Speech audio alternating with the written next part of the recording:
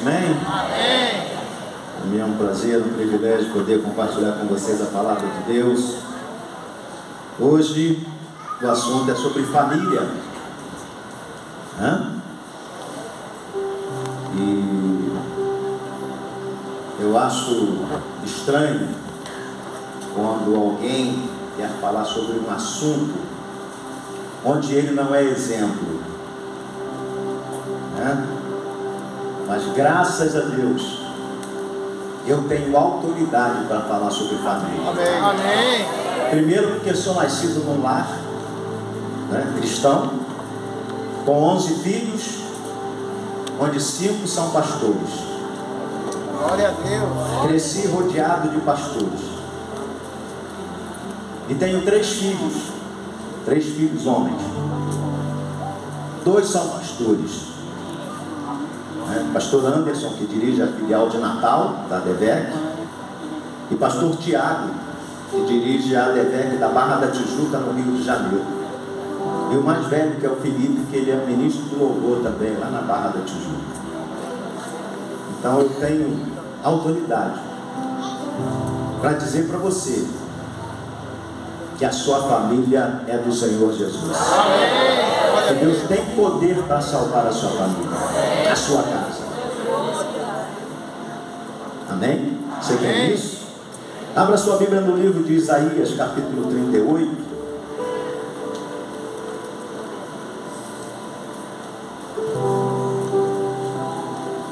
Eu venho de uma família de 11 irmãos, todos casados, todos na igreja, todos os filhos na igreja, 8 sobrinhos pastores. Graças a Deus. E os meus avós, os pais dos meus pais, o pai dele morreu quando ele tinha 12 anos. A mãe dele morreu no parto. No parto dele, a mãe dele morreu. Então ele é filho único. E o pai dele morreu quando ele tinha 12 anos. Os pais deles eram espíritas. Ele foi criado por uma tia e uma prima. Mas com 21 anos ele se converteu.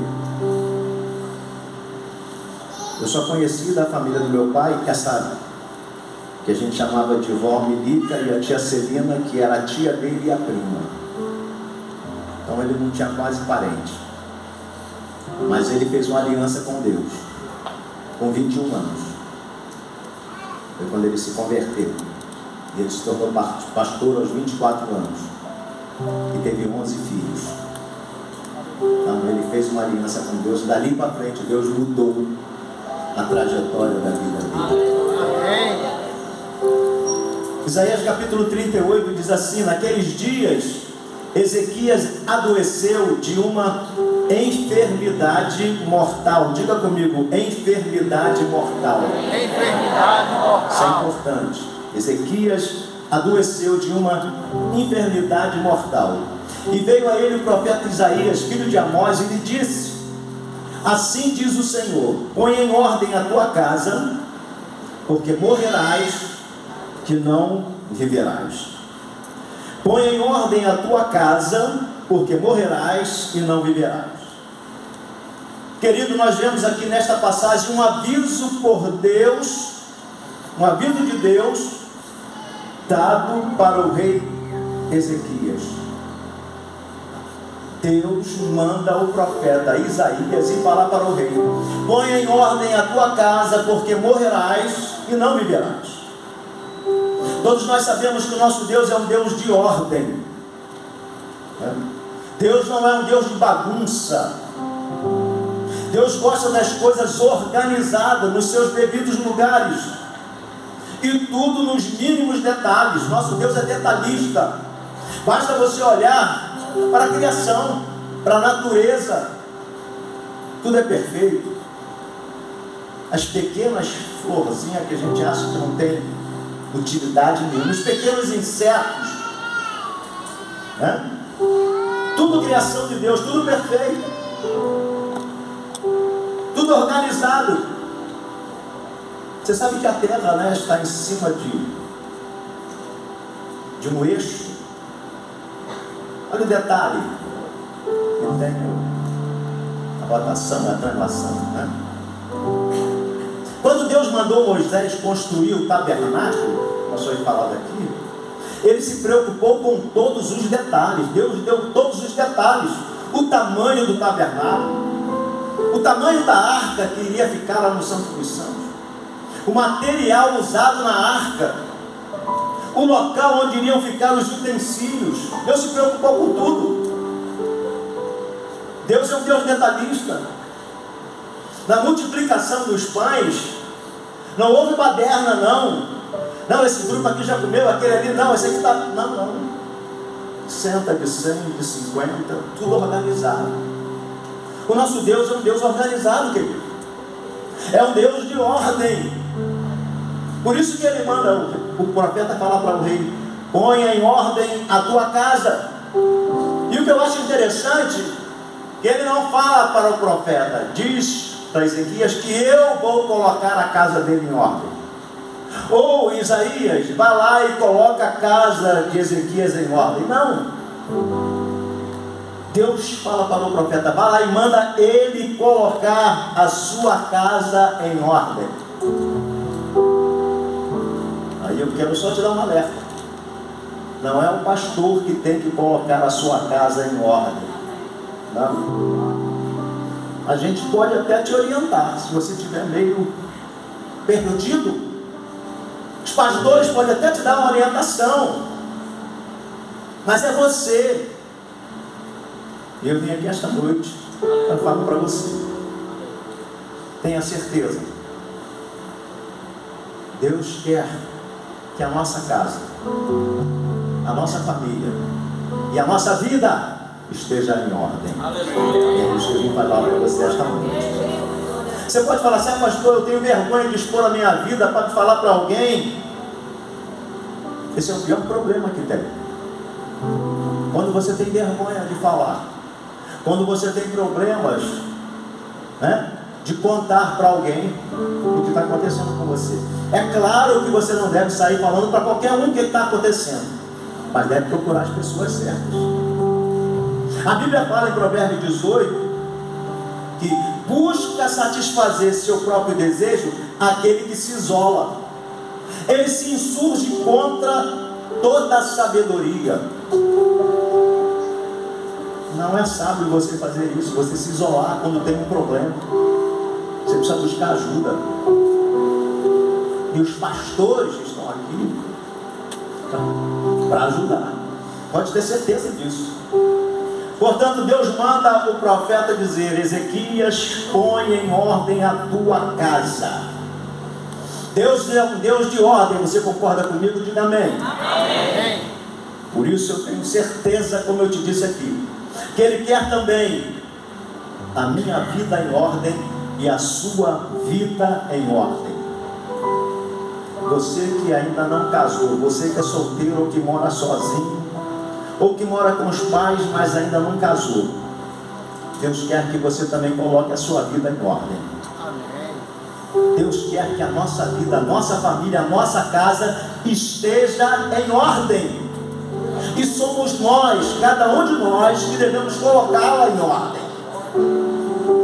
Agora, sabe o que é interessante? Que a história nos mostra que Ezequias foi um rei que fez um excelente trabalho em relação à casa do Senhor. Se você ler, né, esse capítulo todo de Isaías, você vai ver. O pai de Ezequias, o rei Acais, foi um rei que não andou nos caminhos do Senhor, que não fez o que era reto. Ele tinha fechado o templo, ele acabou com os sacrifícios, ou seja, ele acabou com os cultos, terminou. Os sacerdotes, os levitas, não estavam mais cumprindo as suas funções, porque ele fechou o templo. Agora é interessante que Ezequias não seguiu o seu exemplo. Ele não seguiu o exemplo do pai. Então aqui eu aprendo que você não precisa repetir os erros do seu pai ou da sua mãe. Não, pastor, eu faço assim porque meu pai fazia. Não, pastor, eu faço assim porque a mãe vai fazer. Não. Você não precisa repetir os erros. Então Ezequias retorna novamente às atividades, abrindo e restaurando o templo e as atividades dos sacerdotes e dos levitas. E ele volta com o culto ao Senhor, conforme Davi e Salomão tinham estabelecido quando inauguraram o templo. Ezequias volta tudo igualzinho. Voltou também a celebrar a Páscoa, que há muitos anos não se celebrava mais.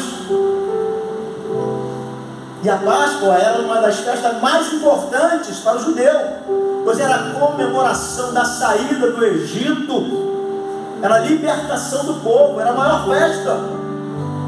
E a Bíblia diz que Ezequias, no primeiro dia do seu reinado, ele começou, olha, no primeiro dia, me lembro uma mensagem aqui, no primeiro dia, né? No dia primeiro, ele começou a restaurar o templo e a organizar novamente a adoração ao Senhor. A Bíblia fala isso em 2 Crônicas, que conta também a história dele, 2 Crônicas 29, a partir do versículo 17, diz assim, olha, começaram, pois, a santificar no primeiro dia do primeiro mês, e ao 8º dia do mês vieram ao alpendre do Senhor, e santificaram a casa do Senhor em 8 dias, e no 16º do primeiro mês acabaram.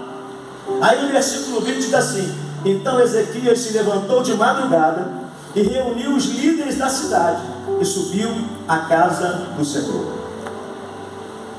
Ezequias, meu irmão, ele adorava a Deus também. Ele restaurou o templo, ele organizou os cultos e adorava ao Senhor. Então Ezequias restabeleceu a adoração ao Senhor, como tinha sido desde o início com Davi e Salomão, os sacerdotes, os levitas, com os sacrifícios, tudo como era antes. E Ezequias destruiu também todos os deuses, inclusive uma serpente que tinha sido levantada no deserto por Moisés. Foi ele que destruiu aquela serpente que Moisés levantou no deserto para curar o povo das picadas das serpentes. Ele tirou os altos, quebrou as estátuas, né? Deitou abaixo os bosques e fez em pedaços a serpente de metal, está registrado lá em 2 Reis 18:4. Sua vida espiritual, sua atividade no templo, estava tudo indo muito bem.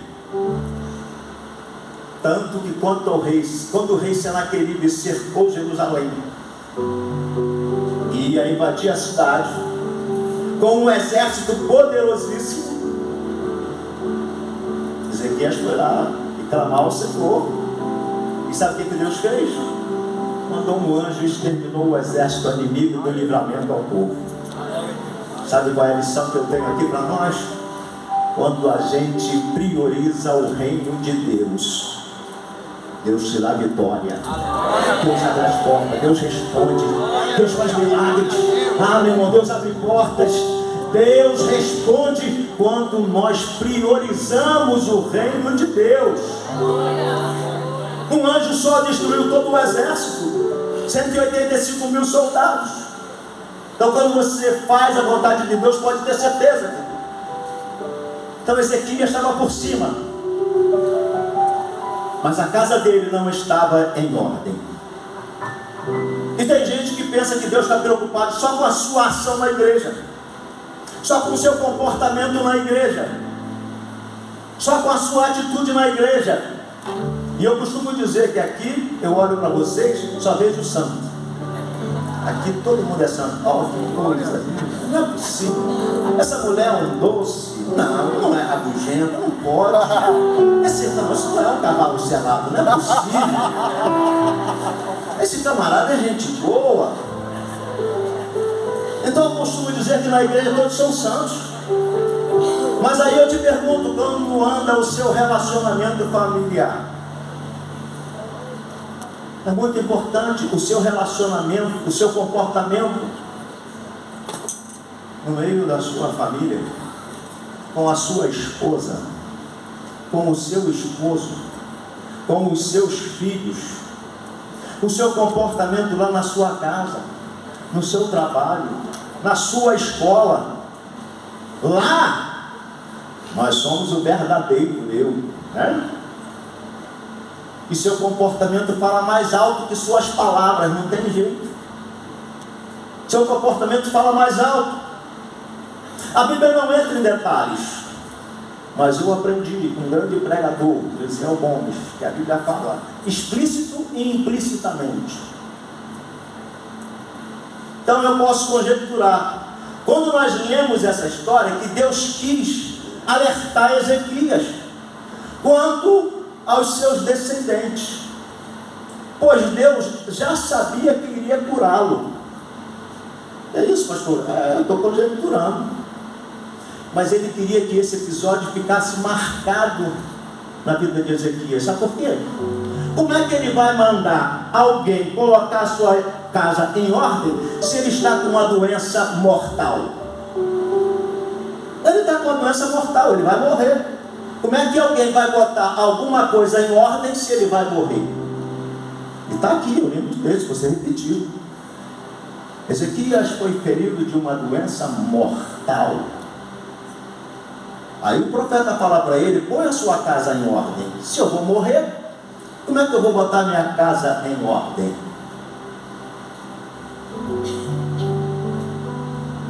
Deus queria despertá-lo para que ele preparasse seu filho para substituí-lo. Sabe o que eu aprendo? E aprendi lendo essa mensagem, fazendo essa mensagem. Deus está preocupado com a próxima geração. Glória a Deus. Meu irmão, nada mais atual do que essa palavra. Deus está preocupado com a próxima geração. Deus queria evitar o que acabou acontecendo. A Bíblia nos mostra que seu filho Manassés nasceu 3 anos depois dele ter sido curado. 3 anos depois dele ter sido curado, nasceu seu filho Manassés. Portanto, ele teve 12 anos para ensinar seu filho. Teve 12 anos para ensinar o seu filho. Ele morreu, seu filho estava com 12 anos. A Bíblia fala de jovens que foram tirados do convívio, né, com os pais e mantiveram sua integridade. Você lembra de José? Foi para o Egito, longe dos pais, longe da família, longe do seu Deus. Como eu faria tal coisa? Como eu cometeria tal pecado contra meu Deus? Ele estava longe da terra, longe dos pais, longe da família, mas Deus estava no coração. Amém. E Deus estava no coração. Daniel, sabe o que Deus fala? O que Daniel fala? Daniel lembra o Deus de meus pais. Ele não fala o meu Deus, não, ele fala o Deus de meus pais. Daniel tinha o quê? 15, 16, 17 anos? Teólogo. Sim. Sim. Com 12 anos ele já tinha o Deus de meus pais. Faz questão de frisar. Não só Daniel, mas Misael, Ananias, Azarias, foram jovens que foram levados para a Babilônia, vivendo longe dos pais, dos familiares, da sua terra. Mantiveram o que aprenderam com seus pais, né? Agora a Bíblia mostra que o filho do rei Ezequias foi um dos piores reis de Judá, e que ele foi o responsável pela escravidão do povo. Isso é que é pior. Ele foi o responsável, Manassés, filho de Ezequias.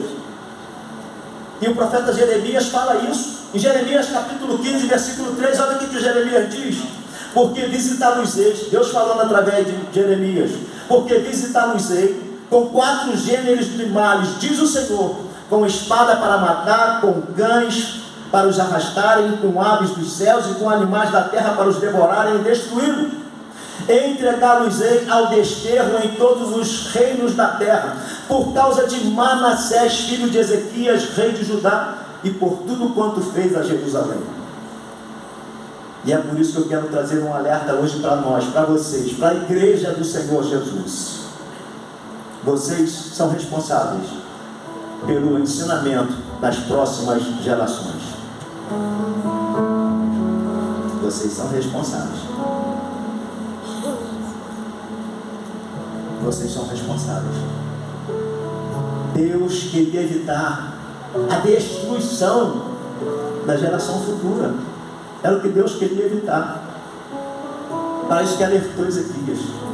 Porque Deus está preocupado com nossos filhos, querido. Deus sempre se preocupou com a próxima geração. E sempre alertou o seu povo para que ensinasse a geração futura.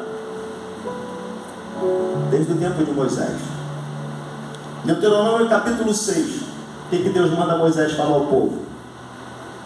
Capítulo 6, versículo 4. Ouve, Israel, o Senhor nosso Deus é o único Senhor.